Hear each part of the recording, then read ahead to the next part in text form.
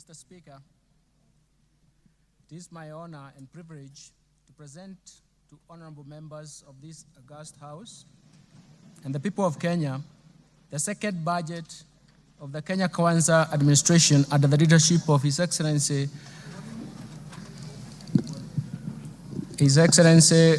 Dr. William Samoei Ruto, the President of the Republic of Kenya and the Commander-in-Chief of the Defense Forces.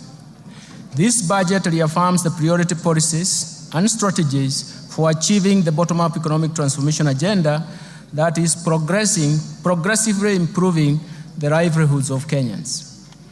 This statement is presented in the fulfillment of the requirements of Standing Order number 241 of the National Assembly and Section 40 of the Public Finance Management Act 2012 that requires that the Cabinet Secretary for the National Treasury to make a public pronouncement of the budget policy highlights and the revenue-raising measures for the national government.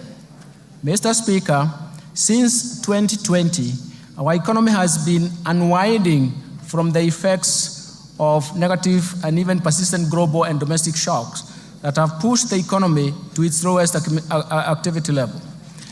These shocks include the COVID-19 pandemic, second, the global supply chain disruptions, third, the effects of climate change from prolonged drought in 2021 and 2022, and even the floods of 2023-2024. And measures to mitigate these negative shocks embarked on structural reforms under the bottom-up economic transformation have been successful in ameliorating these effects. The efforts have reduced the cost of living and created vibrancy in the economy that have shown signs of strong economic recovery. Mr. Speaker, in several regions, Kenya has sunk into abject poverty, largely because markets in their segments were interfered with or not properly governed. The failure to protect and regulate markets disrupted their development and, more importantly, curtailed further investment in those sectors such as coffee, sugar, cotton, pyrethrum. The institutional failure problem pushed policy to fail. In this context, the bottom-up economic transformation agenda interventions at the bottom of the pyramid are targeted to ensure that the markets are properly governed to work for everybody, and especially the poor.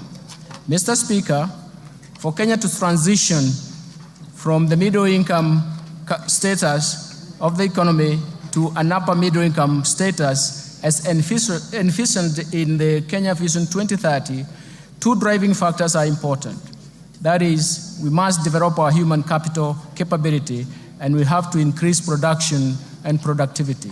Mr. Speaker, the Kenyan economy is susceptible to the ravaging impact of climate change, as demonstrated in the 2021-22 severest drought, which was more severe, which we haven't seen in the last 40 years, and the events of floods that have led to massive loss of property and life.